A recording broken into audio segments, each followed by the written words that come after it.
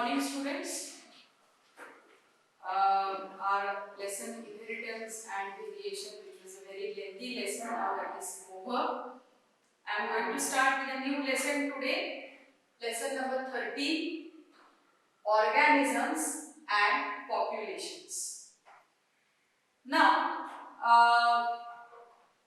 hereafter, whenever I am going to start a new chapter, a new lesson, then as per guidelines given by board, this year, for year 2020, some portion has been deleted because of the current corona pandemic situation. So, which part from each chapter is deleted, that I will tell you in the beginning, so that in your textbooks you can mark accordingly, and accordingly you can prepare for your board examination. Now from lesson number 13, organisms and population, nothing has been deleted. I am repeating, from lesson number 13, organisms and populations, no part is deleted, which means you have to prepare entire lesson for board examination. Okay? Now this is also true for earlier lesson. For lesson number 3, inheritance and variations, which we have recently completed. For that lesson also, nothing has been deleted. So you have to prepare entire lesson for exam. Now, this organism and population lesson, we are going to deal with organisms, populations and related terminologies in this particular chapter. Now, you have been studying variety of organisms right from your school level when you have started studying biology, or you have studied living organisms. So they may be plants, animals, microorganisms, and naturally these organisms, they are found in different habitats. Some will be terrestrial, aquatic, aerial habitat, some will be arboreal, and so on. So there are variety of habitats seen in which these organisms survive. Then you have also studied that living organisms, they interact with their surroundings. Now what is surrounding? Surrounding is nothing but non-living world around us, which has air, water, sunlight, soil, minerals are there in soil, temperature, humidity. So such components which are non-living are there, and we interact with these components. For example, all organisms need water to survive, so we depend on water. Living organisms, most of them, they require oxygen for their metabolic reactions, so we depend on oxygen. Some organisms, which are nitrogen fixing organisms, they take in oxygen and they take in nitrogen and convert that into compounds of nitrogen. Plants absorb minerals from soil which are required for photosynthesis and so on. So, we have to interact with surroundings. Without that, survival of living organisms will be difficult. Okay? So,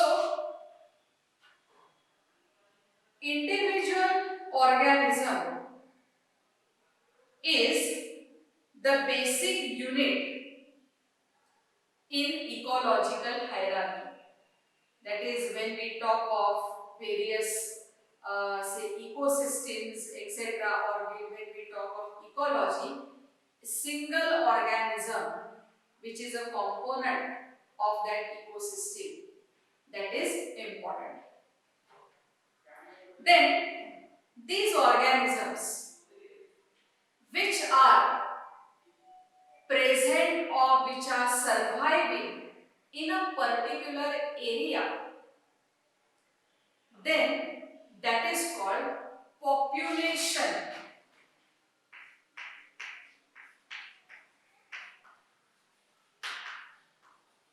So there is organism.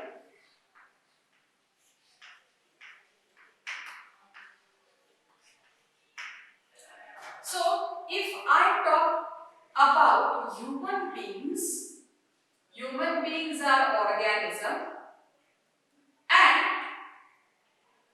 a group of human beings living in a particular locality or living in a particular area, that group is called population. Now see, in population, two points are important. Population means organisms of one species, one single species are considered at a time. So when I say population of human beings, then I will not be considering any other organisms. I am going to talk only about human beings. So in a population, one species is taken into account at a time, and there is restriction of area, in which area these organisms or that species is surviving. So let us take example, population of India. In this particular concept, only human beings are taken into account, no other living organisms. So only human being as a species will be considered, and when I say population of India, means population or human beings, their number within the territory of the country will be considered. No other places or human beings surviving or living in other countries, they will not be taken into account. So here, for a population, one species living in one particular area, that is referred as population. And then the next level of complexity is community.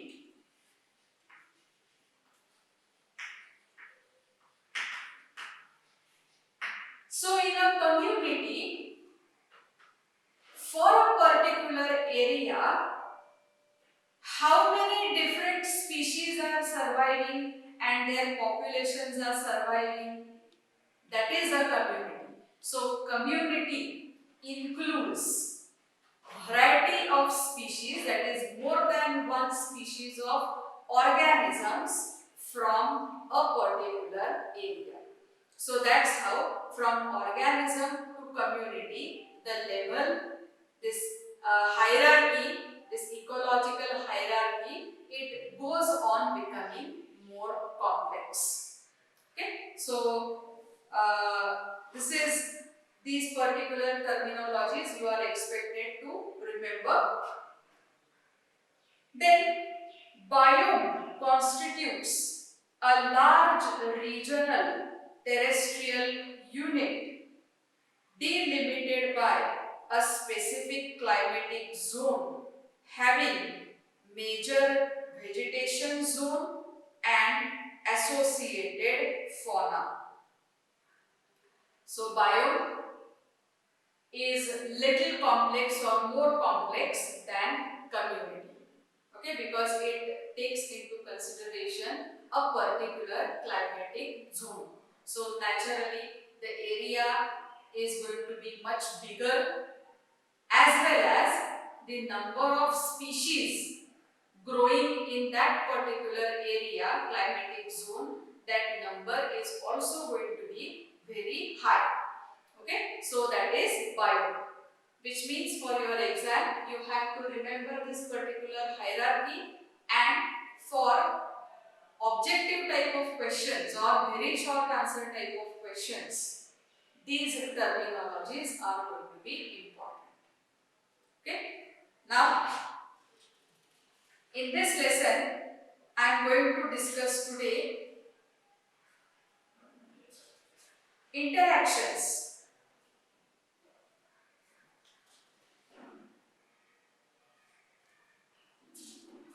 This part I am particularly taking because certain things are already done by you. So that is why you can directly open page number 301 of your textbook, and we will discuss some of those interactions. Now, interaction means in population there are many individuals. So, let us take example population of elephants. In this example, only elephants are taken into account. Now, all elephants belong to the same species and they are going to survive in a particular area. Now, in such cases, there is a strong competition between individuals of that population. Okay, and this is called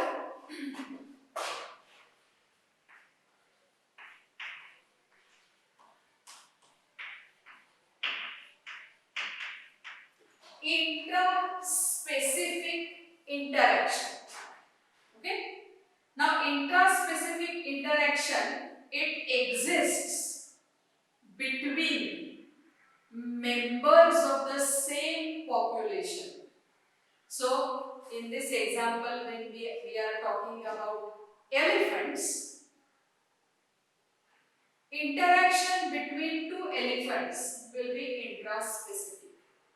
Instead of say elephants, if there are suppose lions or tigers, then again it is going to be intraspecific because we are going to focus on only tigers and interaction between them. So these are intraspecific interactions. And the second type is there are interspecific interactions. Interspecific means between two different species there are interactions. Okay? So intraspecific interactions means what? Again, going back to the same example of say group of elephants, all the members of this group, their needs are same. They eat same type of food. So for food, there will be a kind of say interaction as well as competition will be there. Then to find shelter, because all of them naturally need same type of shelter. So to find the shelter there will be a kind of competition, as well as for reproduction process, when they have to find partner for the reproduction there will be competition. So in case of intraspecific interactions, as the needs of the members of the group are same, there is likely to have a competition, and usually the best one, the dominant one in every sense, gets better opportunity. Okay? On the other hand, in case of interspecific interactions, organisms belong to two different species. That is, say they can be two different plants of different species, two animals from different species, one plant, other may be animal, like this, and so on. So there are variety of species surviving, and naturally in case of interspecific interactions we do come across different interactions. For example, grass is one species in a forest and deer is another species in the forest. Now, how is the relationship of grass and deer? You all know that deer eats grass. So, one species is eaten by the other as a food source is also a kind of interaction. Then you might see two organisms helping each other, killing each other. All these are variety of interactions taking place. Okay? And in those interactions, different organisms are involved. Okay? So now we will see some of those interactions from your syllabus. The first one on page number 302 is mutualism. In mutualism, there are two partners or two organisms, obviously from two different species, but there is mutual give and take. So, in mutualism, the two partners will help each other in some way, and that's how they will try and help each other to survive. That is the concept in mutualism. So, in mutualism, there are different examples given. First one is lichens. Lichens are special organisms where alga and fungus grow together. So alga provides food to fungus and fungus will protect the alga, as well as fungus will provide water and necessary nutrients, raw materials for alga to prepare food. So that's how alga and fungus help each other and they survive.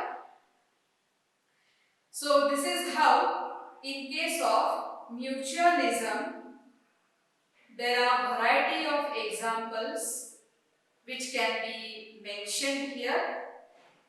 So what you are expected to remember in these interactions is what is the basic concept in that interaction and one or two important examples. So mutualism is one kind of interaction. Another interaction is competition, as I have mentioned. Then predation is another interaction, that is one organism kills the other and eats that animal as a food source. So it is prey and predator type of interaction or relationship between two organisms or species. Then next interaction is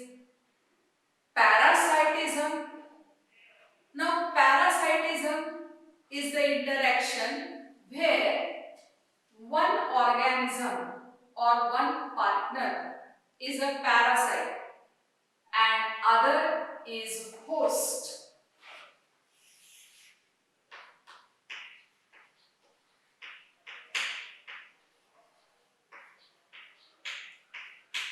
So in parasitism relationship, there is going to be host and a parasite. Now, parasite may be present on the body of the host, that is external surface of the host. Then it becomes an ectoparasite like mosquito and human. So human beings are host, mosquito is a parasite, and from our external side of the body, mosquito sucks blood. So that is ectoparasite relationship. On the other hand, you have studied last year some roundworms and members of Ascalmenthes like Ascaris. When parasite is inside the body of the host, then it becomes endoparasite. There are many more examples of endoparasites. And another relationship is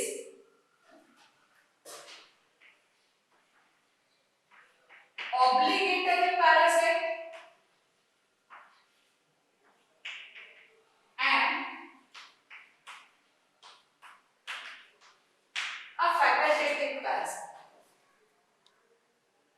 So, obligation means compulsion.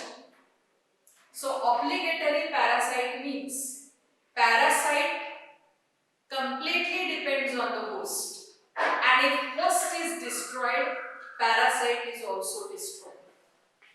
On the other hand, in facultative parasitism, it is not a compulsory relationship. Parasite can survive for some time and finds a new host. Okay, so this is parasitism. Okay, other things, other concepts we will do next time.